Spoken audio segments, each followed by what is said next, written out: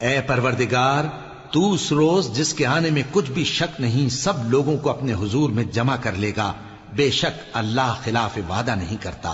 جو لوگ کافر ہوئے اس دن نہ تو ان کا مال ہی اللہ کے عذاب سے ان کو بچا سکے گا اور نہ ان کی اولاد ہی کچھ کام آئے گی، اور یہ لوگ آتش جہنم کا ایندھن ہوں گے۔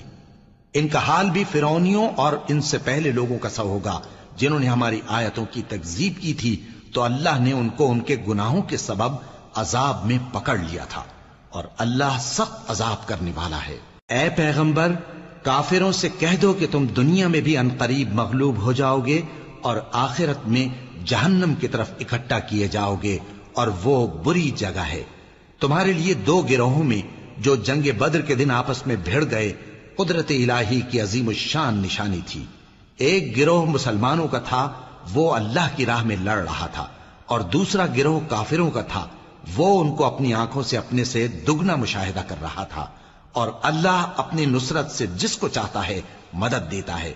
جو اہل بصارت ہیں ان کے لیے اس واقعے میں بڑی عبرت ہے۔ محمد صلی اللہ علیہ وآلہ وسلم تمہارے مردوں میں سے کسی کے والد نہیں ہیں، لیکن اللہ کے پیغمبر اور نبیوں کی مہر یعنی سلسلہ نبوت کو ختم کر دینے والے ہیں، اور اللہ ہر چیز سے واقف ہے۔ اے اہل ایمان، اللہ کا بہت بہت ذکر کیا کرو اور صبح و شام اس کی پاکی بیان کرتے رہو۔ وہی تو ہے جو تم پر رحمت بھیجتا ہے اور اس کے فرشتے بھی، تاکہ تم کو اندھیروں سے نکال کر روشنی کی طرف لے جائے، اور اللہ مومنوں پر مہربان ہے۔ جس روز وہ اس سے ملیں گے تو ان کا تحفہ اللہ کی طرف سے سلام ہوگا۔ اور اگر تم اپنے پروردگار کی رحمت یعنی فراخ دستی کے انتظار میں، جس کی تمہیں امید ہو، ان مستحقین کی طرف توجہ نہ کر سکو تو ان سے نرمی سے بات کہہ دیا کرو، اور اپنے ہاتھ کو نہ تو گردن سے بندھا ہوا یعنی بہت تنگ کر لو کہ کسی کو کچھ دو ہی نہیں، اور نہ بالکل کھول ہی دو کہ سبھی کچھ دے ڈالو، اور انجام یہ ہو کہ ملامت زدہ اور حسرت زدہ ہو کر بیٹھ جاؤ۔ بے شک تمہارا پروردگار جس کی روزی چاہتا ہے فراخ کر دیتا ہے، اور جس کی روزی چاہتا ہے تنگ کر دیتا ہے۔ وہ اپنے بندوں سے خبردار ہے اور ان کو دیکھ رہا ہے۔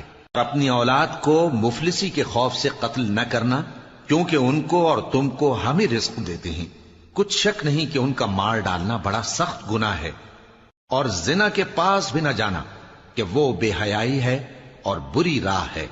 اور جس جاندار کا مارنا اللہ نے حرام کیا ہے اسے قتل نہ کرنا مگر جائز طور پر یعنی بفتوائے شریعت۔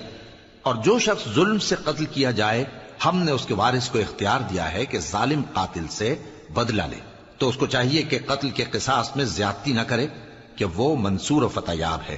اور یتیم کے مال کے پاس بھی نہ پھٹکنا مگر ایسے طریق سے کہ بہت بہتر ہو، یہاں تک کہ وہ جوانی کو پہنچ جائے۔ اور عہد کو پورا کرو کہ عہد کے بارے میں ضرور پرسش ہوگی، اور جب کوئی چیز ناپ کر دینے لگو